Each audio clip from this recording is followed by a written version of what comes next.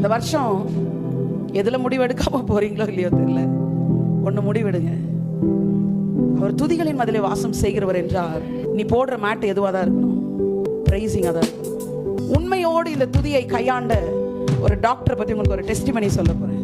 Doctor லிலிலியன் மிஷனரியா போயிருக்காங்க சைனாக்கு. கொஞ்ச நாளைக்கு முன்னாடி சைனா சுவிசேஷத்தை அங்கீகரிக்கலாம், அந்த நாட்கள் அங்கீகரித்தது. இப்போ அங்கே மிகப்பெரிய ரிவைவல் நடக்குது, அது வேற விஷயம். அந்த நாட்களில் இவங்க என்ன பண்ணாங்களாம், மிஷனரியா போகும்போது அங்கே இந்த பெரிய அம்மன்னு சொல்லப்படுகிற ஒரு மிகப்பெரிய தொற்று நோய் உண்டாச்சு. இவங்க பேஷண்ட்ஸ்க்கு ட்ரீட்மெண்ட் எடுக்கும்போது அந்த தொற்று நோய் இவங்களை பற்றி பிடிச்சிரு. பொதுவாக அந்த காலகட்டத்தில் இந்த பெரிய அம்மைக்கு சிகிச்சை இல்லை. இப்போலாம் நமக்கு போட்டுறாங்க இல்லையா, அந்த மாதிரி எல்லாம் அப்போ வேக்சினேஷன்ஸ் இல்லை. பெரிய அம்மை ஒரு ஆளை வந்து பிடிச்சிச்சு, தொற்றுச்சுன்னா அவங்க கண்டிப்பாக டெட்டு தான் அப்படின்னு முடிவுக்கு வந்துட்டாங்களா சைனாவில். இப்போ டாக்டர் லிலிலியனுக்கும் வந்துச்சு. பட் இந்த அம்மா வந்து ஒரு ஆவிக்குரிய ஒரு டாக்டர். ஸோ இவங்க என்ன பண்ணாங்களாம், தன்னை பிடித்து கொண்டிருக்கிற இந்த வியாதி மற்றவங்களுக்கு போகக்கூடாதுன்னு சொல்லி அறையில் அடுத்து எல்லாரும் ஒரு ரூம்ல இருக்கிற மாதிரி இவங்கள தன்னை அடைச்சிக்கிட்டாங்களாம். ஆனால் அந்த அம்மா ஒரு முடிவு எடுத்துட்டாங்க, அந்த அறையில் ஒன்று பண்ணுவேன், நான் அவரை ப்ரைஸ் பண்ண ஆரம்பிக்கிறேன்னு முடிவெடுத்தாங்க. துதிக்க ஆரம்பிச்சேன்னா ஆண்டவர் அவங்க கண்ணை திறந்து ஒரு விஷயம் கொடுக்குறாரு.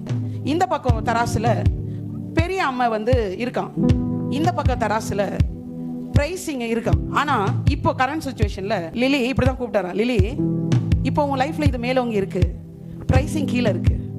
இது எப்போ தெரியுமா கீழே போகும், இது எப்போ மேலே வருதோ அது கீழே போயிடும்.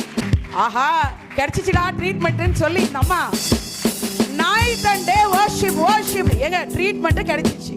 இந்த பூமியில அந்த கரண்ட் சிச்சுவேஷன்ல கரண்ட் இயர்ல அந்த காலகட்டத்துல பெரிய அம்மைக்கு மருந்தே இல்லை. ஆனா ஆண்டவர் சொல்றாரா மருந்து இருக்கு.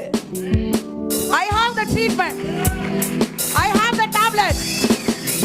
வேணுமான்னு கேட்டா ஆமா டாடி.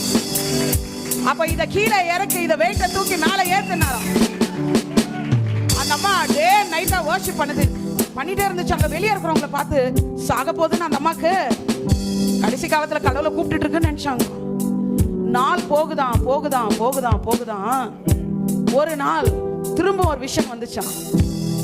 அதே தராசு இப்போ இந்த பக்கம் இருக்கிற லெஃப்ட் சைடுல இருக்கிற தராசு மேல இருக்கான், ரைட் சைடுல இருக்கிற தராசு கீழே இருக்கான். அவர் சொன்னாரா டோர் ஓபன் பண்ணி வெளியே போனாரா. அந்த அம்மா முடிவு எடுத்துச்சான், இதுக்கு ட்ரீட்மெண்ட் இல்லைன்னு நினைக்கிற வரைக்கும் நான் லேசியா இருக்கலாம், பட் சிகிச்சை இருக்குன்னு தெரிஞ்சிச்சு. நம்ம இருக்கலாமா? முடிவெடுக்க வேணாம், இரவும் பகலும் நான் கர்த்தரை துதிக்க போறேன். வெளியே போதான் அந்த அம்மா தோல் சின்ன குழந்தை தோல் மாதிரி இருக்கு. எத்தனை பேருக்கு உங்க பழைய வாழ்க்கை திரும்பி வரணும்னு விரும்புறீங்க? இன்னைக்கு நான் சொல்றேன், இந்த துதி என்கிற ட்ரீட்மெண்ட்டை எடுங்க கையில. அது சரீரத்திற்கு மாத்திரமல்ல ஒட்டுமொத்த பிரச்சனைக்குமான தீர்வா இருக்கு. ஒண்ணுமே இல்லைங்க, அவர் துதிகளின் மத்தியிலே வாசம் பண்ணுகிறது.